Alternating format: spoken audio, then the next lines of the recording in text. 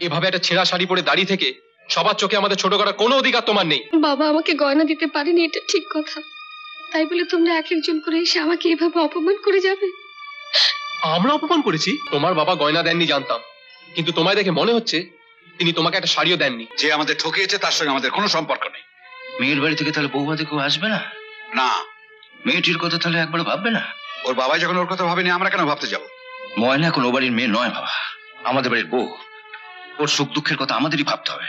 আমাদের হাতে এত সময় নেই যে ওই রকম একটা ভিখিরির মেয়ের কথা ভাব। ভিখিরি? তাছাড়া আবার কি? তুমি কখনো ভিখিরি দেখেছো? কেন দেখবো না, রাস্তায় বেরোলে অনেক ভিখিরি দেখা যায়। ওরা কিভাবে ভিক্ষে চায় বলো তো? কিভাবে আবার? এইভাবে? হ্যাঁ, আমিও ভিখিরিদের ঠিক এইভাবে হাত পাততে দেখেছি। চলে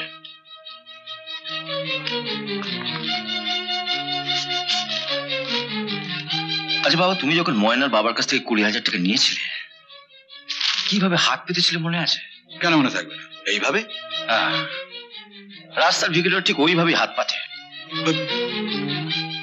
হাত লুকোলে কি হবে বাবা, চরিত্র তো লুকোতে পারলে না। শুধু তুমি একা নও বাবা, আমাদের দেশে বেশিরভাগ ছেলের বাবাই যতই ভদ্রলোকের পোশাক পরুক না কেন, ছেলের বিয়ে দেওয়ার সময় কিনা ভিখিরি ভিখিরি হয়ে যায়। গরিব ভিখিরি ভিক্ষা করে পেট চালাবার জন্য, আর তোমরা ভিক্ষা করে স্ট্যাটাস বজায় রাখার জন্য। ভিখিরির আবার স্ট্যাটাস?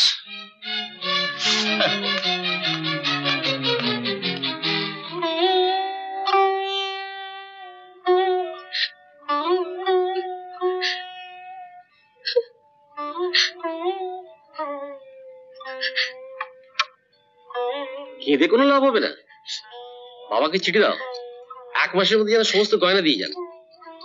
তুমি একটু বাইরে যাও তো মেজো ঠাকুরপো, যা ব্যবস্থা করার আমরা করছি। আসুন বাবা। অনেক ন্যাকামো হয়েছে, এবার বাপের বাড়ি থেকে যে সুটকেসটা এনেছো সেটা খুলে দেখাও দেখি।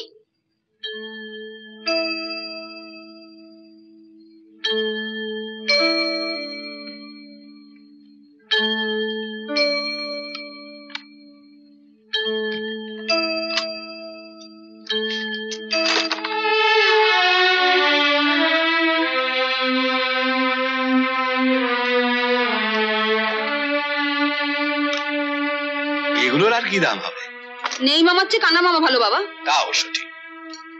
শোনা, এগুলো আমরা নিয়ে যাচ্ছি, তোমার বাবা গয়নাগুলো দিলে এগুলো ফেরত পাবে, বুঝেছ?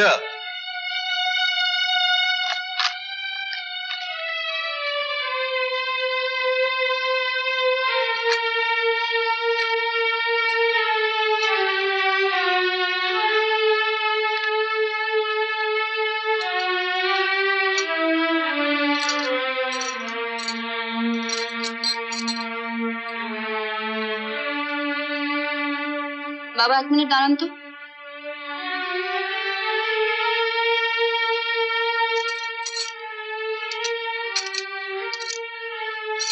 এগুলো কি সোনার? জানতাম। তা শাড়িটা তো বেশ ভালোই। শোনো, আমি কয়েকটা শাড়ি তোমাকে পাঠিয়ে দিচ্ছি, ওগুলোর মধ্যে থেকে একটা পরে এই শাড়িটা আমার ঘরে দিয়ে আসবে, বুঝেছো? চলুন বাবা।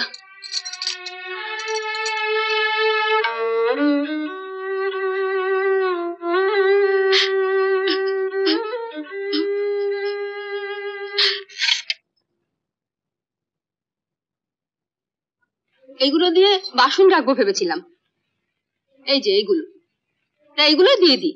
দেখি দেখি।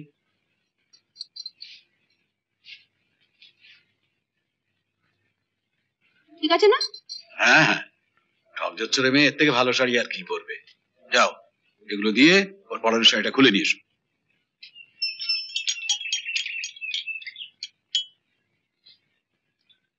দশ ভরি গয়নার জন্য বাবা মেজবৌদির বাবার সঙ্গে যা ব্যবহার করলো না,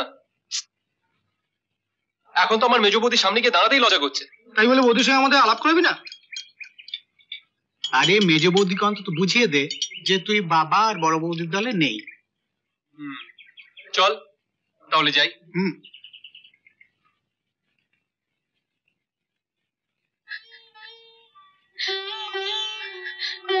মেজো বৌদি, আমার বন্ধুরা তোমার সাথে আলাপ করতে এসেছে। মেজো বৌদি, মেজো বৌদি। ওদের তুমি নিয়ে চলে যাও। কেন, তুমি একবার ঘুরতে পারছো না? কি হলো মেজো বৌদি, ঘোরো।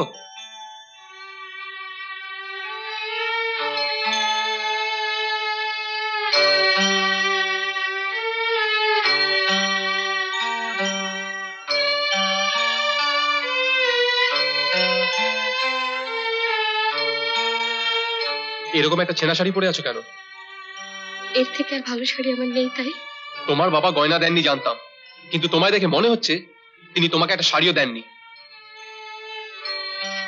মেজো বৌদি, তোমার বোঝা উচিত ছিল এ পাড়ায় আমাদের একটা সম্মান আছে। এভাবে একটা ছেঁড়া শাড়ি পরে দাঁড়িয়ে থেকে সবার চোখে আমাদের ছোট করার কোনো অধিকার তোমার নেই। বিয়েতে যে শাড়িগুলো পেয়েছিলে সেগুলো কোথায়? আসার সময় কি সবকটা মাকে দিয়ে এসছো? বাবা আমাকে গয়না দিতে পারেনি, এটা ঠিক কথা। তাই বলে তোমরা এক একজন করে এসে আমাকে এভাবে অপমান করে যাবে?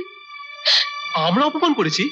আমরা গরিব, খুব গরিব, তাই বলে কি আমাদের এতটুকু সম্মান থাকতে নেই? তুমি ভাবলে কি করে আমার মা শাড়িগুলো রেখে দেবে? তাহলে শাড়িগুলো গেল কোথায়? তোমার বাবাকে গিয়ে জিজ্ঞেস করো। ও সব শাড়ি তোর বড় বৌদির কাছে আছে। মেজো বৌদির শাড়ি বড় বৌদির কাছে কেন? আমাকে জিজ্ঞেস না করে তোর মেজ বৌদির বাবাকে গিয়ে জিজ্ঞেস কর, দেবে বলে 10 ভরি গয়না দেয়নি কেন? বাবা গয়না দেয়নি বলে মেয়ের সব শাড়ি কেড়ে নেবে? এখন তো শুধু শাড়ি কেড়েছি, বউ ভাতের পর দেখবি ওই গয়নার দাম সুদে আসলে আমি কি করে আদায় করি। সব ভাগ করে পাপ পেয়েছি একটা। কিছু বললি না, যা বলার পর্দা এসে বলবে। তোর বর্দা কোথায় গেছে? এমন আরো অনেক ভিডিও দেখতে এই চ্যানেলটি সাবস্ক্রাইব করে নিন এবং পাশের বেল আইকনটি প্রেস করে দিন।